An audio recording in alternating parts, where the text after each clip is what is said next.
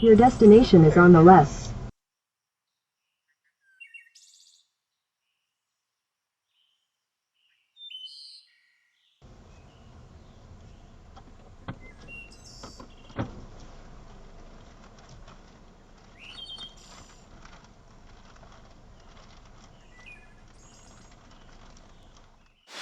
Hello and welcome back. Today we are in Plymouth, Massachusetts at the grist mill.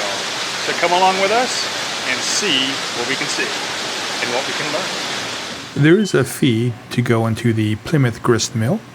For adults, it is $11 per person. Seniors 65 and over is $9.90 per person. And children 5 to 12 is $8, at least at the time that we visited. You can get a discount if you combine tickets with the Plymouth Patuxent and the Mayflower 2 boat museums. And if you want to know what that cost is, go to my previous Plymouth Patuxent video. What we are seeing here is a reproduction of the Plymouth Colonist original 1636 grain mill on Town Brook. We get to take a fascinating look at the mill's history and workings. From the 200-year-old millstones grinding corn to the ecology of the brook that has powered mills throughout the centuries. Please take note that Plymouth Grist Mill is a working mill, and it is proud to be a part of a growing movement to localize grain production and rebuild regional grain economies. However, remember, keep your fingers out of the gears and listen to the museum guide so you don't get yourself hurt. They do have a gift shop, which you'll see a little bit later, where we did buy some freshly stone ground grains.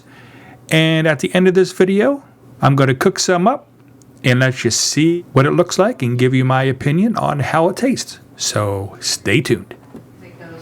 Downstairs, there is a hands-on exhibit area where you can experiment with water power and simple machines and learn about the river herring that migrate past the mill in the spring to spawn. This, I can pour the water in here.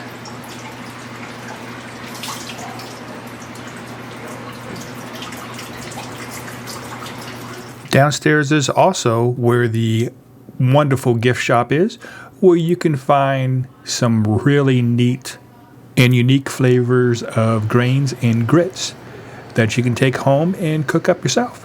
Which again, stay tuned at the end of this video. I'll show you what we got, and I'll give you a hint. It is really unique and really cool. So don't go anywhere. But with that said, the mill itself, we really had a great time here, and we learned a lot.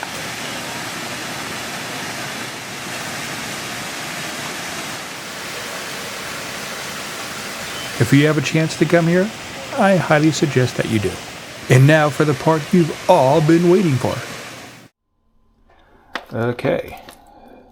Let's see what's in the blue corn sample. Look in there. Oh!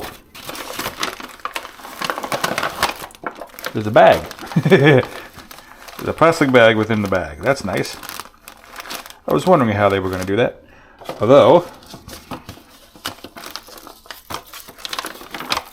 it is like a wax covering inside the bag. But that's neat. Look at that. Nice. Alrighty. I guess we get some scissors out. Let's give this thing a shot, okay? So let's cut the corner off. Make a little funnel kind of thing there. Okay, let's turn the stove on here. Bring it up to boil. Put in 1 cup of water. Have that water come to a boil. Because unfortunately there's no instruction on this, but this is what the person said at grist mill. Then when it comes to a boil, back it down to medium heat. So like 4.5. 1/2 cup of the blue corn meal, I guess you would call it. That looks pretty. Look at that. Gonna dump that in. I should say mix it in.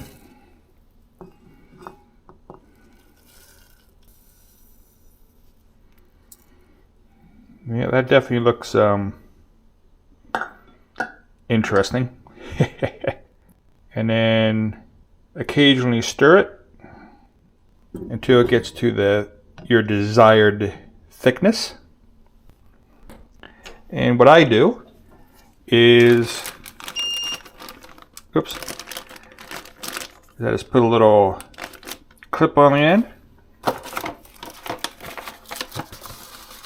put it back here,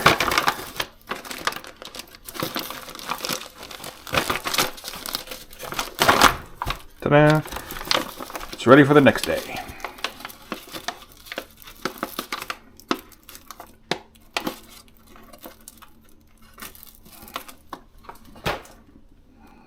Starting to look pretty good.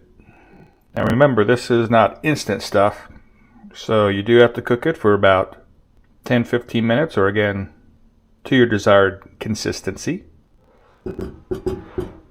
And then what I do personally is I will wait till it gets fairly close to a thicker consistency. And since I don't like to put sugar into my food, I'm not saying I don't like sugary snacks, unfortunately, but I usually like alternatives such as, so I put in some mixed fruit,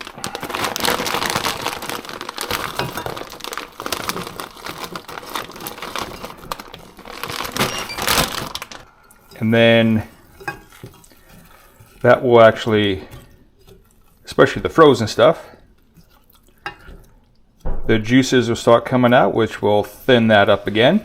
And then by the time the frozen fruit is unfrozen, it'll be time to eat. Ooh, that looks pretty. Almost too good to eat. Almost. Alrighty. And there she is.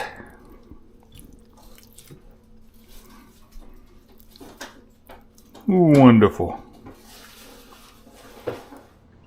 Let's give this a taste.